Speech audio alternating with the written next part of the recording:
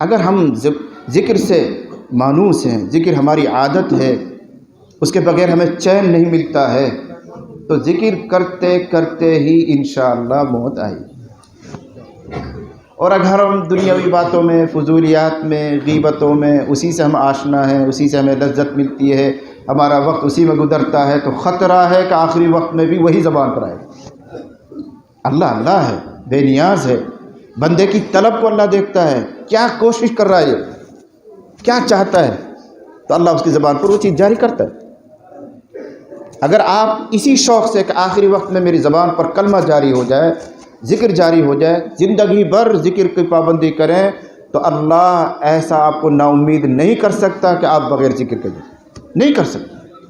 ترمذی شریف میں ایک عجیب قصہ آتا ہے، زرارہ بن ابی اوفا کا نام آتا ہے۔ انہوں نے اپنی زندگی میں قسم کھائی تھی کہ میں اس وقت تک نہیں ہنسوں گا جب تک میں اپنا انجام نہ دیکھ لوں، میں کامیاب ہوں یا ناکام ہوں۔ بس ایک قسم انہوں نے کھا لی۔ اب زندگی میں کبھی ہنستے ہی نہیں تھے، ہر وقت مغمور رہتے تھے، فکر مند رہتے تھے، اعمال میں کوشش کرتے رہتے، ہنسے نہیں، اس لیے کہ مجھے کیا پتہ میں کامیاب ہونے والا ہوں ناکام ہونے والا ہوں، جنت میں جاؤں گا ادھر جاؤں گا، بس یہی غم ان پر سوار رہتا تھا، ہنستے نہیں تھے۔ اور وہ مسجد کے امام صاحب بھی تھے، نماز پڑھایا کرتے تھے۔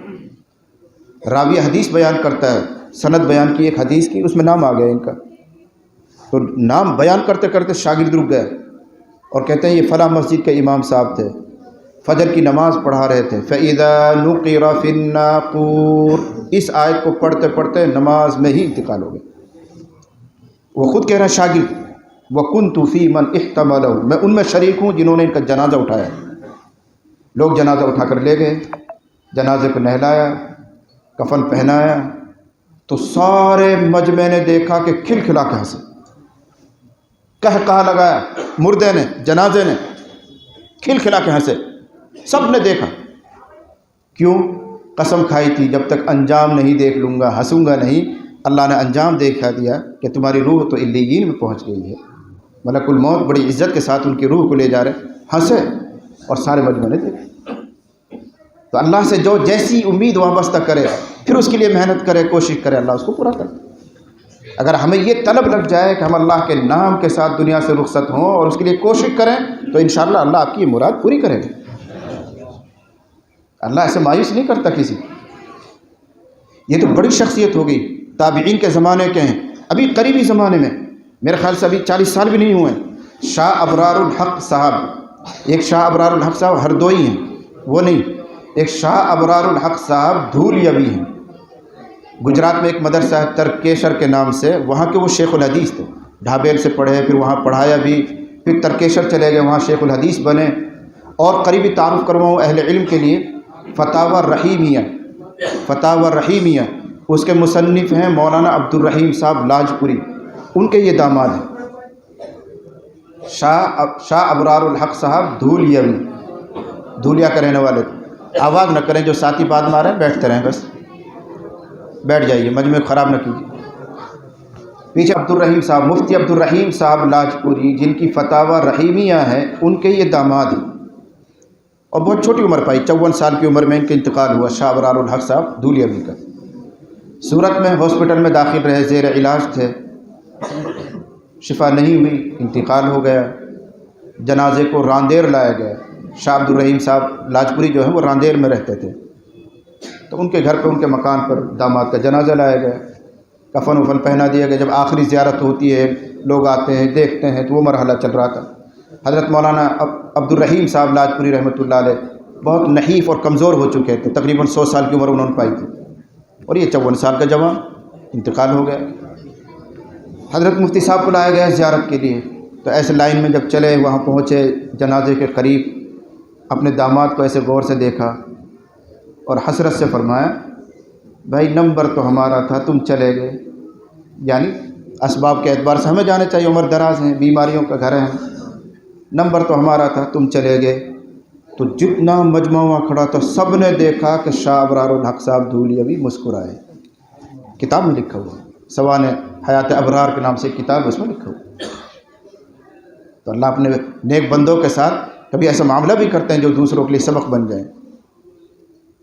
اگرچہ اسباب کی نگاہ میں دیکھو تو یہ نہیں ہوتا ہے، لیکن اللہ کبھی کبھی اپنی قدرت ظاہر کرتے ہیں کہ دیکھو میرے نیک بندے ایسے ہوتے ہیں جو ہنستے ہوئے دنیا سے جاتے ہیں، اور ہنستے ہوئے وہ جاتے ہیں جو ہمیشہ اللہ کے عشق میں روتے ہیں.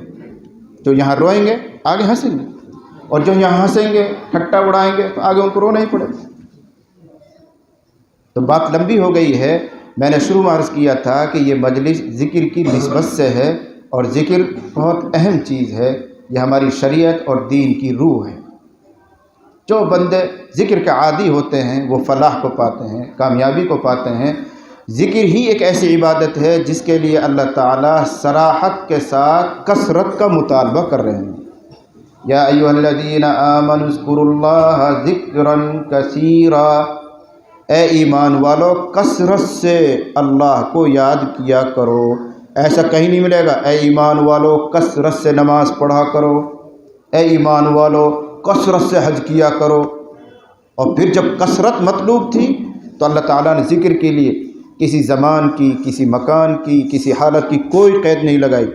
بیٹھے بیٹھے ذکر کرو، لیٹ کر ذکر کرو، چلتے چلتے ذکر کرو، کوئی قید نہیں لگائی. قیاما وقعودا وعلی جنوبکم، قرآن میں یہ سب الفاظ آئے ہوں. کھڑے کھڑے بھی ذکر کر سکتے ہو، بیٹھ کے بھی ذکر کر سکتے ہو، لیٹ کے بھی ذکر کر سکتے ہو، یہاں تک کہ پاکی اور ناپاکی میں بھی ذکر کر سکتے ہو. اگر آپ کا وضو ہے تو بھی ذکر کیجئے، آپ کا وضو نہیں ہے تو بھی سبحان اللہ الحمدللہ کیجئے، بلکہ اس سے آگے بڑھ جائیے. اگر آپ ناپاکی میں ہیں، غسل آپ پر فرض ہو گیا ہے تو بھی آپ ذکر کر سکتے ہیں. تلاوت تو نہیں کر سکتے، سبحان اللہ الحمدللہ اللہ اکبر کا نام لے سکتے. کیوں؟ کثرت مطلوب ہے. اگر اللہ کنڈیشن لگائیں گے، کھڑے ہو کر نہیں کر سکتے، لیٹ کر نہیں کر سکتے، بے وضو نہیں کر سکتے، پاکی میں ہی ضروری ہے، تو پھر کثرت کے معنی کیسے پیدا ہوں گے؟